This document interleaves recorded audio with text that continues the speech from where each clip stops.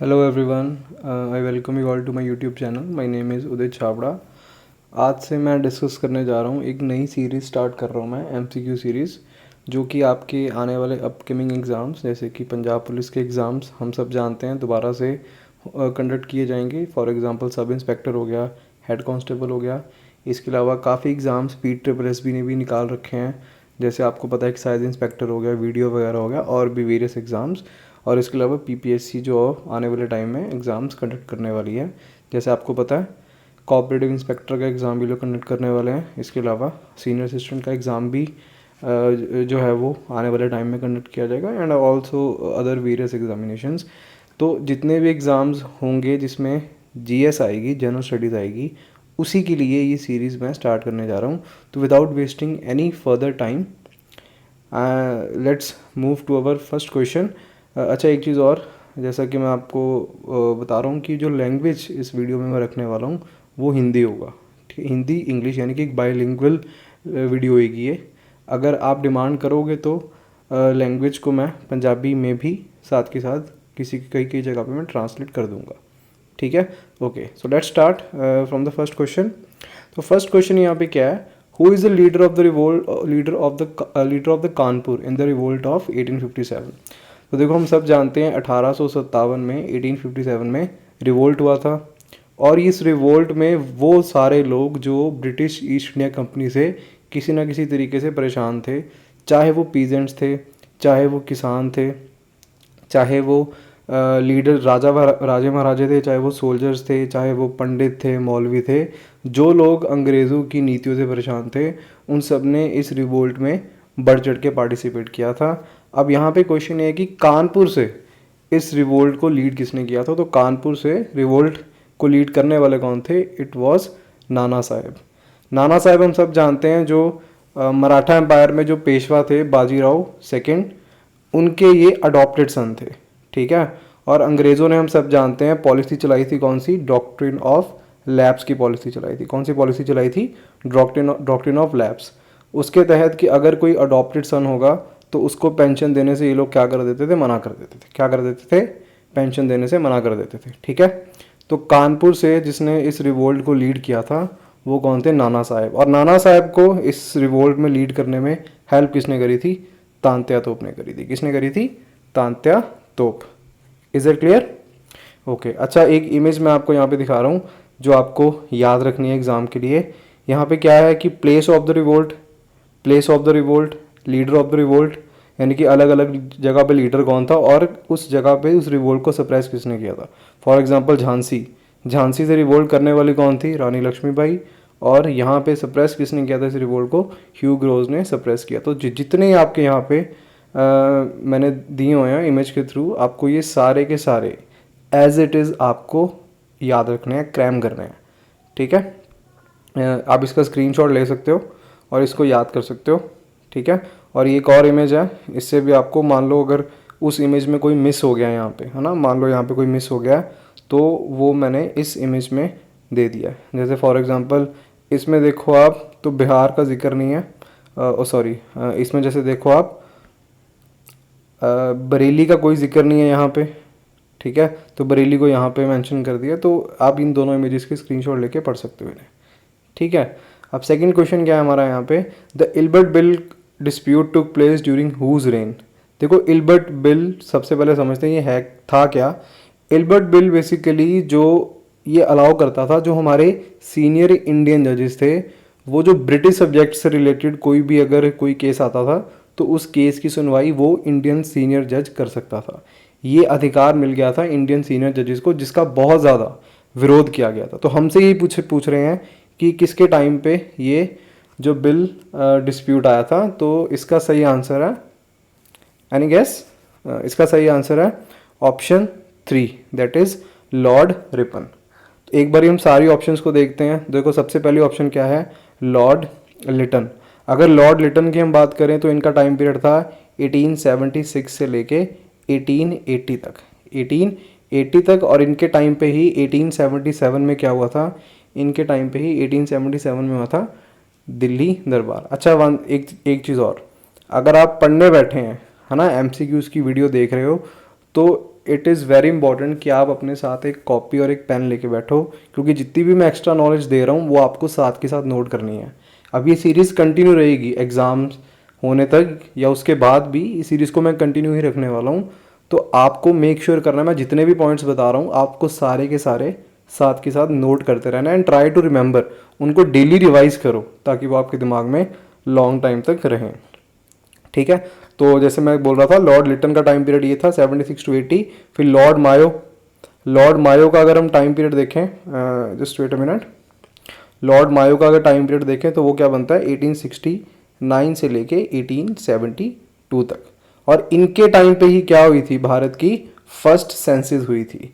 First senses जो थी वो किसके टाइम पे हुई थी, लॉर्ड मायो के टाइम पे हुई थी। Is it clear? ओके। अब यहाँ पे और इसके अलावा और कौन सी ऑप्शन है यहाँ पे, एक ऑप्शन यहाँ पे दी हुई है इन्होंने, लॉर्ड कर्जन। लॉर्ड कर्जन ये हम सब जानते हैं, इनका जो टेन्योर था वो कब से कब तक था। लॉर्ड कर्जन जो था उनका टेन्योर, एक बार मैं ये रब कर दूं, लॉर्ड कर्जन जो थे उनका टेन्योर कब से कब तक था, उनका टेन्योर था 1905 से लेके 1910 तक। ठीक है, 1905 से लेके 1910 तक जो था इनका टेन्योर था लॉर्ड कर्जन का। और इनके टाइम पे ही हम सब जानते हैं क्या हुई थी, पार्टीशन ऑफ बंगाल को अनाउंस किया गया था। आपको डेट याद रखनी है, 16 अक्टूबर 1905 वो डेट थी जिस दिन बंगाल की पार्टीशन अनाउंस करी गई थी। अच्छा, अगर मैं यहाँ से आपसे पूछूं कि पार्टीशन ऑफ बंगाल को कैंसिल कब किया गया था, तो इसका आंसर क्या होगा, पार्टीशन ऑफ बंगाल आपको याद रखना है कैंसिल कब करी गई थी, remember 19, just a minute wait, 1911 जो है ये वो साल था जब पार्टीशन ऑफ बंगाल को क्या कर दिया गया था, कैंसिल कर दिया गया था। और इस टाइम पे जब पार्टीशन ऑफ बंगाल कैंसिल करी गई थी तो उस टाइम पे who was the viceroy of India, तो उस टाइम पे वाइसरॉय कौन थे, नोट करोगे आप सारे, लॉर्ड हार्डिंग टू। कौन थे, Lord Hardinge two. Let me write here, Lord Hardinge two, Lord Hardinge two, he was the viceroy. और इन्हीं के टाइम पे जो हमारी राजधानी है, उस टाइम पे जो हिंदुस्तान की राजधानी थी उसको कलकत्ता से कहाँ शिफ्ट किया गया था, दिल्ली शिफ्ट किया गया था। कहाँ शिफ्ट किया गया था, दिल्ली शिफ्ट किया गया था। ठीक है, क्लियर? ओके। सो ये सारी चीज़ें थी जो आपको एक्स्ट्रा याद रखनी थी इस क्वेश्चन से रिलेटेड। देखो इस सीरीज़ का आपको एक ये फायदा होगा कि क्वेश्चन चाहे एक ही होगा, चाहे मान लो कि मैं जैसे 10 क्वेश्चन डिस्कस करूंगा आज की वीडियो में, पर उस 10 वीडियो में हर एक क्वेश्चन में मैं कोशिश करूंगा ज़्यादा से ज़्यादा पॉइंट्स को आप लोगों के साथ डिस्कस करूँ। ठीक है, क्योंकि जितना जीके, देखो सब्जेक्ट ही ऐसा है कि जितना ज़्यादा आप रिवाइज करोगे उतना ही ज़्यादा आपके दिमाग में ये ज़्यादा देर तक रह पाएगा। मतलब रेपिटेशन होती जाएगी, जैसे आप खुद रिवाइज करोगे, मैं एक चीज़ को दोबारा दोबारा बोलता रहूँगा तो उतनी ही क्लैरिटी से आपके दिमाग में वो चीज़ बैठ जाएगी। Is it clear? ओके। अब थर्ड क्वेश्चन क्या है, देखो ये क्वेश्चन इस साल के नायब तहसीलदार के एग्जाम में आया था। It was a tricky question. इस क्वेश्चन को ट्रिकी क्वेश्चन बोला जाएगा क्योंकि बहुत ही कम बुक्स में आपको इसका आंसर मिलेगा कि जो पंजाब लेजिस्लेटिव काउंसिल है वो किस एक्ट के थ्रू एस्टैब्लिश करी गई थी। तो इसका सही आंसर है option 3, the government of India act of 1919। अब बाकी चीज़ों पे भी एक बार नज़र डाल लेते हैं कि बाकी ऑप्शन से आपको क्या क्या याद रखना है।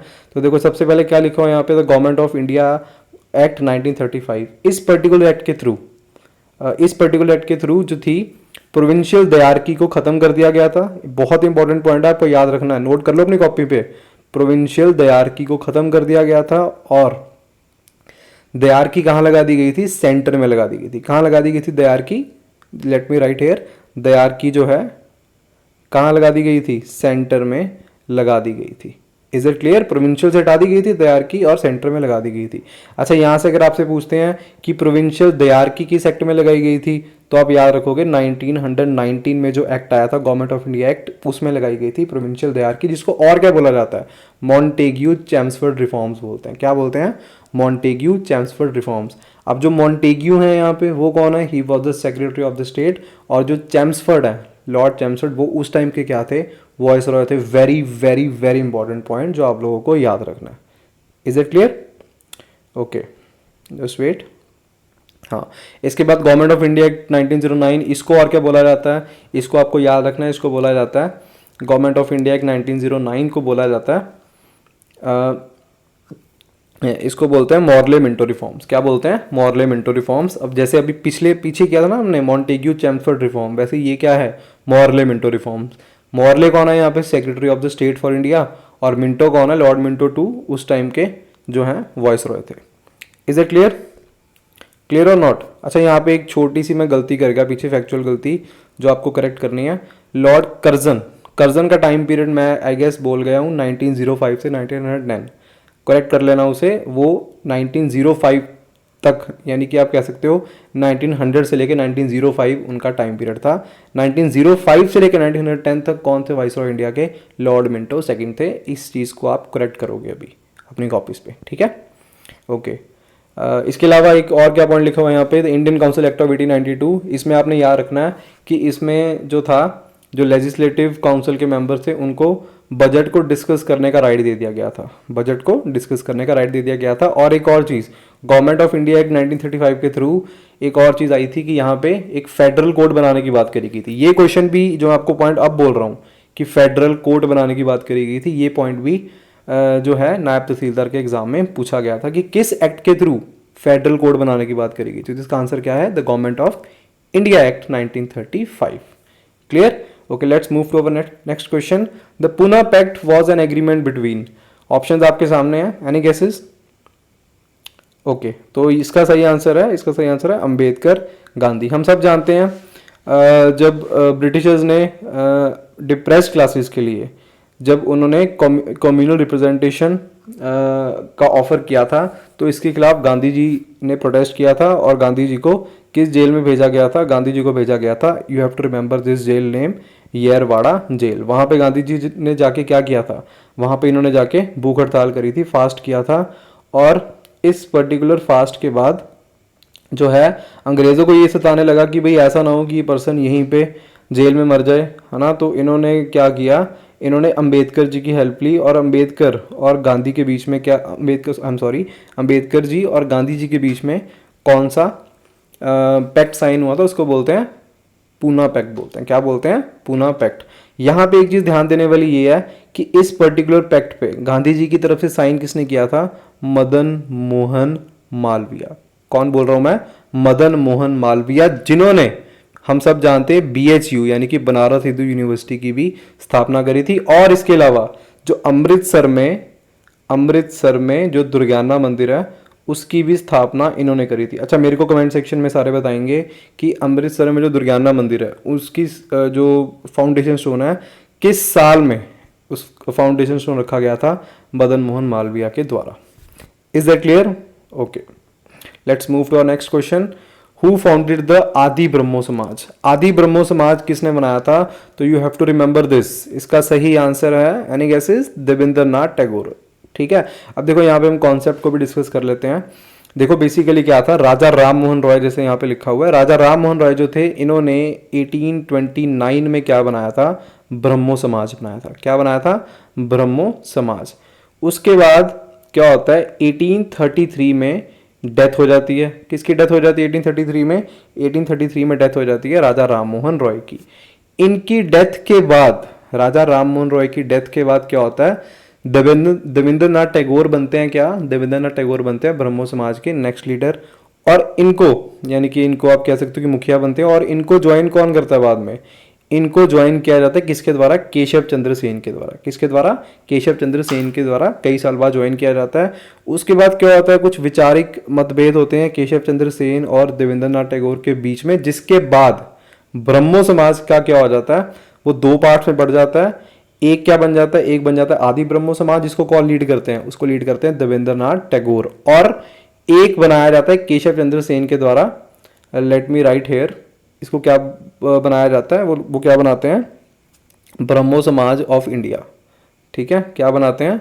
ब्रह्मो, नोट कर लो अपनी कॉपी पे ब्रह्मो समाज ऑफ इंडिया बनाते हैं वो। Is that clear? Okay, good. इसके अलावा और यहाँ पे देख लेते हैं, रविंद्रनाथ टैगोर के बारे में मेंशन किया गया है। रविंद्रनाथ टैगोर ने 1919 में जो जलियांवाला बाग मैसेकर हुआ था, इसमें इन्होंने जो इनको एक टाइटल दिया था अंग्रेजों ने नाइटहुड का, इन्होंने उस टाइटल को क्या कर दिया था? रिटर्न कर दिया था। ठीक है, ताकि जो जलियांवाला बाग मैसेकर हुआ था उसके खिलाफ ही अपना विरोध जता सके। और इसके अलावा ही वॉज द फर्स्ट पर्सन जिनको क्या मिला था? नोबेल प्राइज़ मिला था लिटरेचर के फील्ड में। और एक ये क्वेश्चन पूछते हैं कि किस नॉवल के लिए इन्हें लिटरेचर का नोबेल प्राइज़ मिला था, तो इसका आंसर है गीतांजलि। क्या आंसर है इसका? गीतांजलि एक बहुत अच्छा नॉवल है, आप चाहो तो इसको पढ़ सकते हो अपने फ्री टाइम में। ठीक है, okay good. So let's move to our next question. Question number 6. The Gandhi-Irwin Pact was a political agreement signed by Mahatma Gandhi and Lord Irwin, the Viceroy of India, on. इसका सही answer, this particular question has been asked in sub inspector examination in 2021. तो इसका सही answer क्या है? Any guesses? इसका सही answer है 5 मार्च 1931। ये आप देख सकते हो, ये गांधी जी और ये कौन है? Vice Roy Lord Irwin. इनके बीच में गांधी इरविन पैक्ट हुआ था, जिसके बाद एक पॉइंट यहाँ पे याद रखना है आपने, सिविल डिसोबीडियंस मूवमेंट। कौन सा मूवमेंट? सिविल डिसोबीडियंस मूवमेंट को क्या कर दिया गया था? गांधी जी ने समाप्त कर दिया था। और कांग्रेस पार्टी ने, गांधी जी ने ये डिसाइड किया था कि Gandhi ji on the behalf of Congress party क्या अटेंड करेंगे? He will attend second round table conference, जो कि कहाँ पे हो रही थी? लंदन में हो रही थी। कहाँ हो रही थी? You have to remember this fact, London में हो रही थी। अच्छा, ये सेकेंड राउंड टेबल कॉन्फ्रेंस थी। अगर आपसे पूछते हैं कि भाई फर्स्ट राउंड टेबल कॉन्फ्रेंस कब हुई थी, तो कहाँ पे हुई थी? तो देखो, 3 राउंड टेबल कॉन्फ्रेंस है, तीनों की तीनों कहाँ पे हुई थी? लंदन में हुई थी। 1930 वाली भी, लेट मी राइट हेयर, 1930 वाली भी लंदन में, 1931 वाली भी लंदन में, और 1932 वाली भी लंदन में। और इसमें से जो गांधी जी ने अटेंड करी थी वो कौन सी थी? 1931 वाली। सिर्फ उन्होंने ये वाली राउंड टेबल कॉन्फ्रेंस अटेंड करी थी। और अगर क्वेश्चन पूछते हैं कि कौन से पर्सन थे जिन्होंने तीनों की तीनों राउंड टेबल कॉन्फ्रेंस को अटेंड किया था, तो इसका सही आंसर है PR अंबेडकर, और दूसरा नाम है, remember, note it down, Tej Bahadur Sapru. Is that clear? Okay good.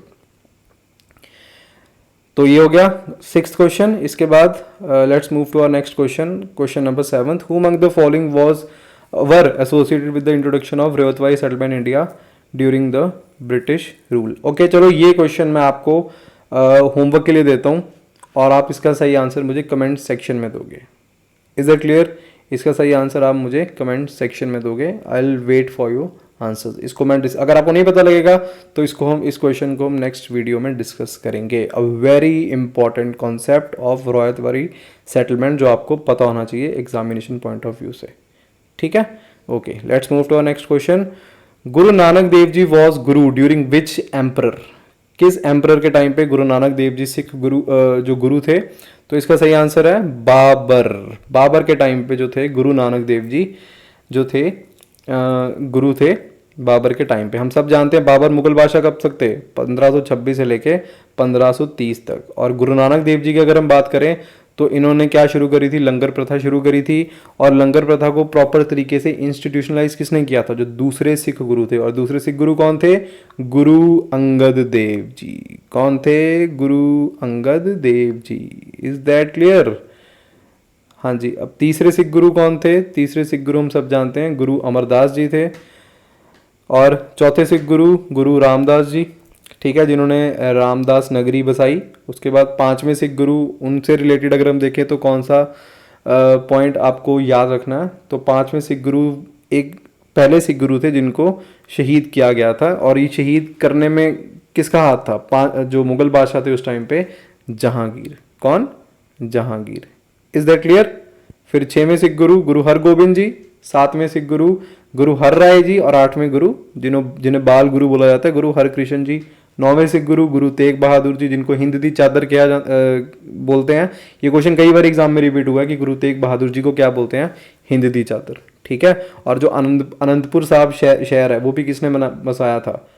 हमारे क्या बोलते हैं, गुरु तेग बहादुर जी ने ही बनवाया था। गुरु तेग बहादुर जी को शहीद किसने किया था? मुगल बादशाह उस टाइम पे कौन थे? औरंगजेब थे। उनके इशारों पे ही इनको शहीद किया गया था। और 10वें सिख गुरु कौन है? गुरु गोबिंद सिंह जी। ठीक है। गुरु गोबिंद सिंह जी से रिलेटेड आपको एक और पॉइंट याद रखना है कि गुरु गोबिंद सिंह के टाइम पे मसंद सिस्टम खत्म किया गया था। क्या खत्म किया गया था? मसंद सिस्टम खत्म किया गया था। अगेन एक और इंपॉर्टेंट कॉन्सेप्ट है एग्जाम के लिए, मसंद सिस्टम खत्म किया गया था गुरु नानक देव जी के टाइम पे। अच्छा, मेरे को कमेंट सेक्शन में आप कमेंट करके बताओगे कि जो मसंद प्रथा है ये किस सिख गुरु ने स्टार्ट करी थी? खत्म किसने करी थी? गुरु गोबिंद सिंह जी ने। पर स्टार्ट किसने करी थी? ये आप लोगों को याद रखना है। आप लोग सॉरी कमेंट सेक्शन में मेरे को इसका आंसर बताना है, ठीक है। पार्टिसिपेट करो साथ में यार, फायदा तो ही है ये चीज़ करने का जब आप पार्टिसिपेट करोगे। अकेले मेरे एफर्ट से कुछ नहीं होने वाला, आपको अपने एफर्ट साथ में लगाने पड़ेंगे, ठीक है। मेरे से पढ़ लो, किसी और चैनल पे पढ़ लो, जहां मर्जी से पढ़ लो, बट एफर्ट्स आपके ही काउंट होंगे। मैं हमेशा बच्चों को एक बात कहता हूँ कि 10% रोल टीचर का रहेगा, 90% रोल किसका रहने वाला है, स्टूडेंट्स का ही रहेगा, ठीक है। Okay, let's move to our next question. Question number 9, who was the viceroy of India at the time of Delhi Darbar. इस चीज़ को मैं ऑलरेडी डिस्कस कर चुका हूँ।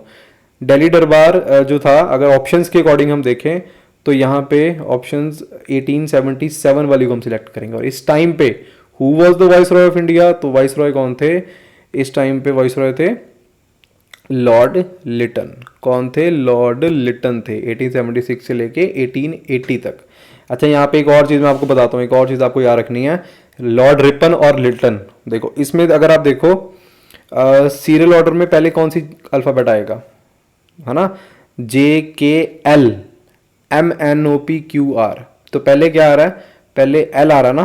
तो देखो लिटन के टाइम पे क्या था? वर्नैकुलर प्रेस एक्ट आया था। क्या आया था? वर्नैकुलर प्रेस एक्ट आया था। और रिपन के टाइम पे क्या आया था? इस पर्टिकुलर वर्नैकुलर प्रेस एक्ट को रीपील किया गया था। क्या किया गया था? रीपील, यानी कि खत्म किया गया था। किस एक्ट की बात कर रहा हूं यहाँ पे मैं?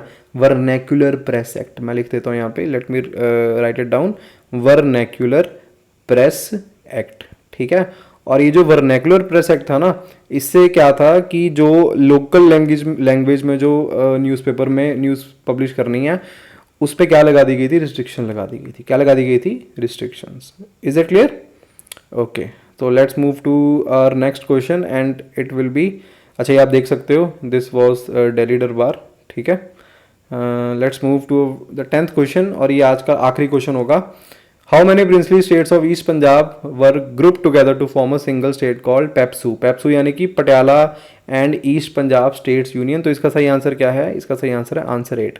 और किस साल में ये मर्जर हुआ था? तो ये मर्जर हुआ था 1956 में। 1956 में एक एक्ट पास हुआ था, उसको हम लोग क्या बोलते हैं? स्टेट रीऑर्गेनाइजेशन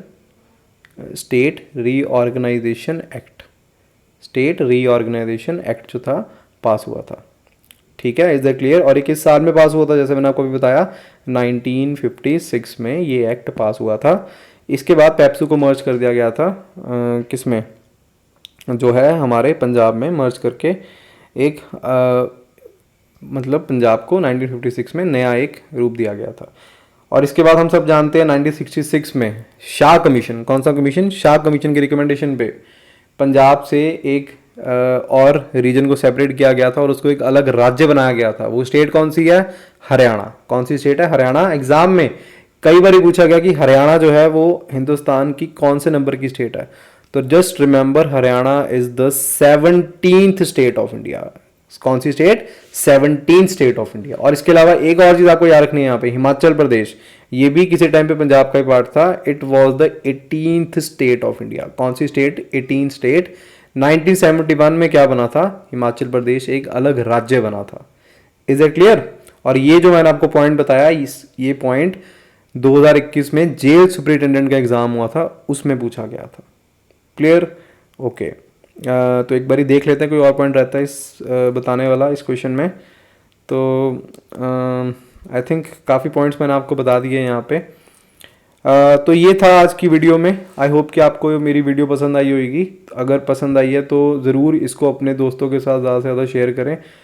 देखो मेरा अब मैं एफर्ट कर रहा हूँ, है ना, मैं आपको फ्री कंटेंट प्रोवाइड कर रहा हूँ, क्वालिटी कंटेंट प्रोवाइड करने की कोशिश कर रहा हूँ। बदले में मैं आपसे सिर्फ एक चीज़ की डिमांड कर रहा हूँ कि आप इस वीडियो को ज़्यादा से ज़्यादा अपने फ्रेंड्स के साथ क्या करें? शेयर कर रहे हैं, जो कि तैयारी कर रहे हैं, और उनको भी पता लग सके कि हम यहाँ पे किस तरीके के क्वेश्चंस को डिस्कस कर रहे हैं और एग्ज़ाम में क्या पैटर्न रहता है क्वेश्चंस का। Is it clear? Thank you very much. अगर आपने मेरी वीडियो को एंड तक देखा, please like my video and share it. Thank you so much. This is Udit Chhabra signing off, and I hope to see you in my next video. Thank you so much.